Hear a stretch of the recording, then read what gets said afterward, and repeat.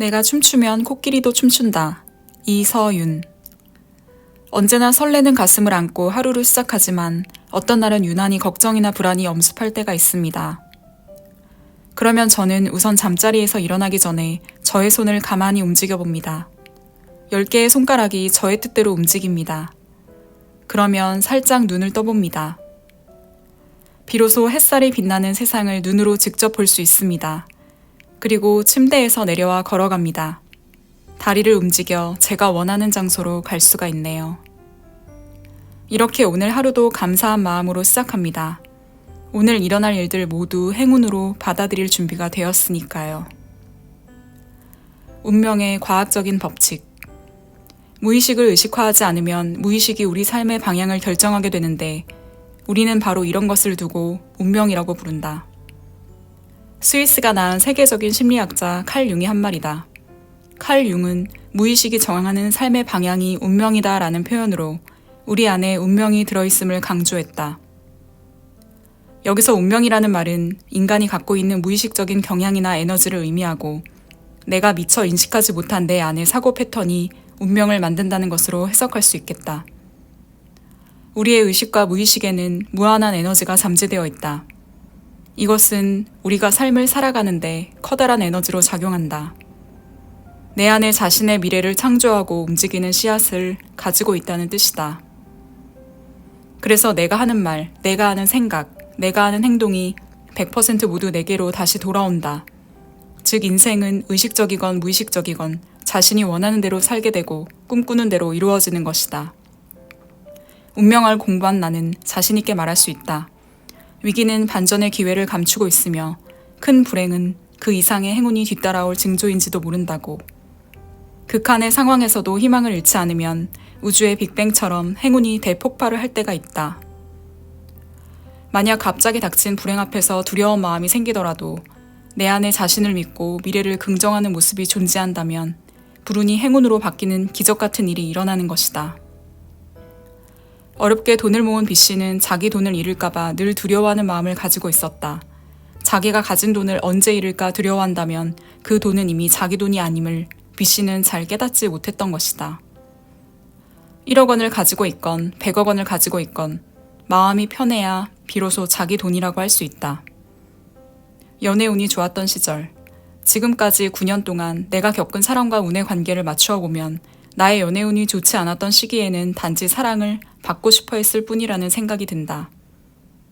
진정으로 그를 사랑했다기보다는 그냥 만남 자체를 즐겼다고나 할까?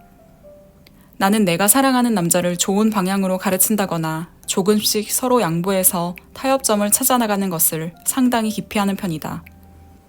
있는 그대로 그 사람의 장점만 보고 단점은 눈 감고 그리고 못 참겠으면 그냥 떠나면 된다고 생각한다.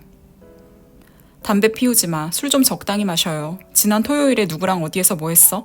이런 충고내지 잔소리를 하면서 알뜰살뜰하게 걱정해주는 것은 결코 내가 좋아하는 사람에게 보여주는 모습이 아니다. 사람이라는 게 완벽하지는 않지만 완전한 존재이기 때문에 있는 그대로 보이는 대로 받아들이고 믿어주는 게 사랑이라는 생각은 지금도 변함이 없다. 어떤 사람은 상처를 받는 게 두려워 어떤 것도 믿으려 하지 않는다. 믿지 않는다고 두려움이 없어지는가?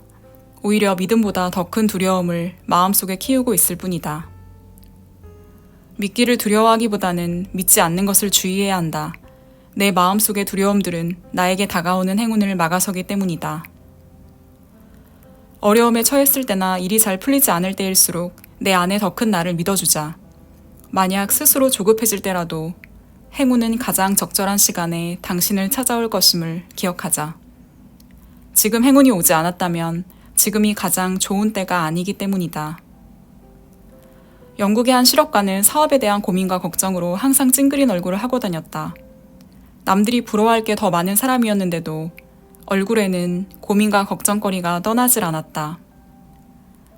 걱정거리로부터 벗어나는 방법이 없을까 곰곰이 생각하다가 마침내 좋은 생각이 떠올랐다.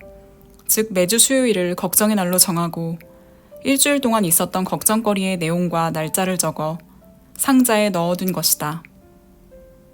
그런데 그 다음 주 수요일 상자 속의 메모지를 살펴보다가 그는 문득 한 가지 사실을 깨닫게 되었다. 상자에 넣을 당시만 해도 큰 문제거리였던 걱정거리가 불과 일주일 후에는 별로 큰 문제가 아니라는 사실을 발견하게 된 것이다. 이 상자를 계속 활용하면서 그의 걱정거리도 크게 줄어들었다. 그러면서 그의 입가에 잔잔한 미소가 생겨나기 시작했고 나중에는 언제나 활짝 웃는 얼굴로 변하게 되었다. 관상은 개인적인 노력을 통해서도 얼마든지 좋아집니다. 늘 환하게 웃으면 얼굴의 관상이 짧게는 3일 이상, 길게는 3년 이하 사이에 변합니다. 이것을 변상이라고 하는데 학자 집안이 3대째가 되면 손자는 학자가 아님에도 학자풍으로 생긴다거나 그런 부분도 있답니다. 사람을 만날 때 가장 먼저 봐야 할 중요한 점은 무엇인가? 이성계가 어느 날 무학대사에게 물었습니다. 이봐 대사, 나는 당신 얼굴이 꼭 돼지 같아 보이는데 당신은 내가 어떻게 보이는 것이오? 그러자 무학대사가 대왕의 용화는 꼭 부처님 같습니다 라고 대답을 했어요. 그러자 이성계가 다시 물었습니다. 나는 대사를 돼지 같다고 했는데 왜 대사는 나에게 부처님 같다고 하오? 그러자 무학대사는 이성계에게 이런 말을 남겼답니다. 돼지 눈에는 돼지만 보이고 부처 눈에는 부처만 보이는 법이올시다. 그 사람이 아름다운 사람으로 느껴졌다면 내 마음의 아름다움을 보는 것이요. 그 사람이 추하게 느껴졌다면 똑같이 내 안의 추함을 보는 것에 불과하답니다. 그 사람은 다만 거울이 되어줄 뿐 비춰지는 것은 언제나 자신이라는 것을 명심해야 합니다. 어떠셨나요? 오늘 소개해드린 내가 춤추면 코끼리도 춤춘다는 책은 국내 운명학 대가라고 불리는 이서윤 씨의 책입니다. 사주와 운명학 등에 매우 밝았던 이서윤 씨는 만나기가 쉽지 않은 사람이었다고 합니다. 국내 내로라 하는 부자, 사업가, 정치인 등도 그녀에게 조언을 구하기 위해 줄을 섰다고 하는데요. 이 책을 통해 그녀가 생각하는 운명학에 대해 잠깐이나마 알아볼 수 있는 시간이었습니다. 책에 따르면 오늘 내게 일어날 일들 모두를 행운으로 받아들이면 나에게는 또 다른 미래가 펼쳐질 것이라 말합니다. 예를 들어보겠습니다. 만약 오늘 회사에서 누군가 당신을 아주 기분 나쁘게 한 일이 있었습니다. 분노에 찬 당신은 이것도 행운이야? 라며 반감을 가질 수 있습니다. 하지만 그 일이 왜 당신에게 일어났을까요? 생각해보세요. 당신 자신을 돌아볼 시간이 주어졌습니다. 내가 어떤 포인트에서 화가 나는지를 한번 적어보세요. 당신을 좀 더 잘 알게 되는 기회가 됩니다. 그리고 너무 분하다면 화를 가라앉힐 수 있는 책을 찾다가 인생책을 만나게 될 수도 있습니다. 저 또한 그랬습니다. 제 분노를 가라앉혔던 책은 조만간 다른 영상을 통해 소개해드리겠습니다. 그 기분 나쁜 일이 일어나지 않았다면 저는 인생책을 만나게 되지도 않았을 테고 저 자신을 돌아볼 기회도 갖지 못했겠죠?